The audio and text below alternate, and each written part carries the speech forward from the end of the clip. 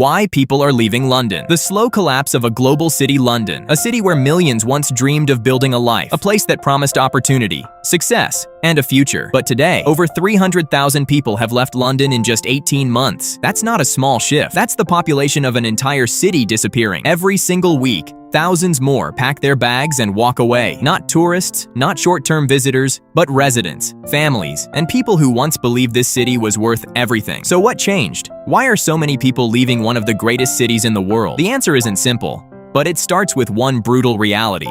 The math no longer works. Over the past few years, the cost of living in London has exploded, while incomes have barely moved. Back in 2019, a modest one-bedroom flat in areas like Clapham or Hackney would cost around £1,200 a month. Today, that same flat can easily reach £2,200 to £2,500. Two-bedroom flats, the kind families actually need, have jumped from around £1,800 to nearly £3,500 or even £4,000 in many neighborhoods. At the same time, the average salary in London sits somewhere between £40,000 and £45,000 a year, which translates to roughly £2,700 to £2,900 per month after tax. When rent alone eats up £2,000 or more, people are left with just a few £100s to survive the rest of the month. Food, bills, transport, emergencies, everything has to fit into what's left.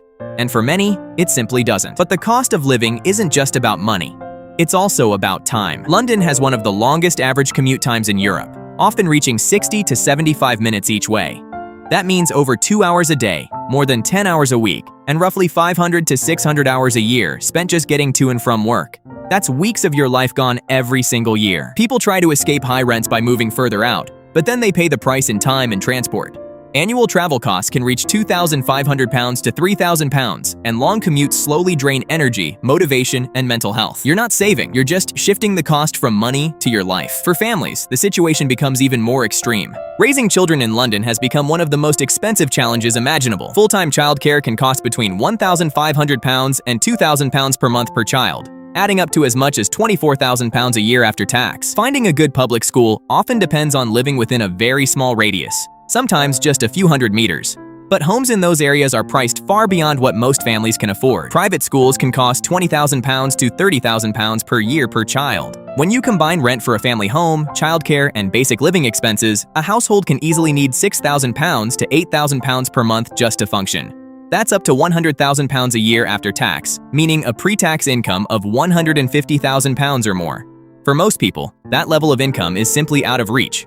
At the same time, public services are under serious pressure. Getting a GP appointment can take weeks. Seeing a specialist may take months. Emergency rooms are overwhelmed, with waiting times often stretching past 6 to 8 hours. Many dentists no longer accept NHS patients, forcing people into private care where even basic treatments can be expensive. Mental health services are overloaded, with long waiting lists and limited support. All of this adds to a growing sense that the system is struggling to keep up with the reality of life in the city. And then there's something less visible, but just as important: the feeling of living in London. Despite being home to nearly 9 million people, it can feel incredibly isolating. Life moves fast, people come and go, and it's harder than ever to build lasting connections. Neighborhoods that once had strong communities are changing.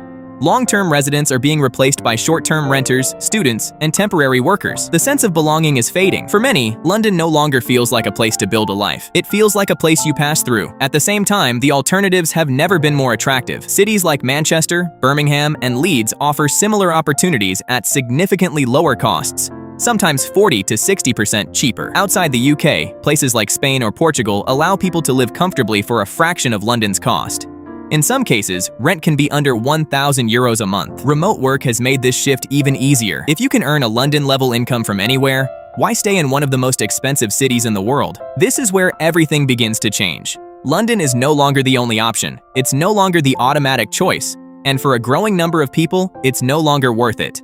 The decision to leave isn't emotional. It's logical. It's about quality of life. It's about time, money, and mental well-being. The businesses are still running, tourists still fill the streets, but beneath the surface, something deeper is happening. The people who once gave the city its energy, the workers, the families, the creatives, are slowly disappearing, and they're not being replaced in the same way. The real question isn't whether London will survive, it will. The real question is what it's becoming. A place where people build real lives, or a place where people come temporarily, work, spend money, and leave? Because right now, for many, London no longer feels like a home. It feels like a phase.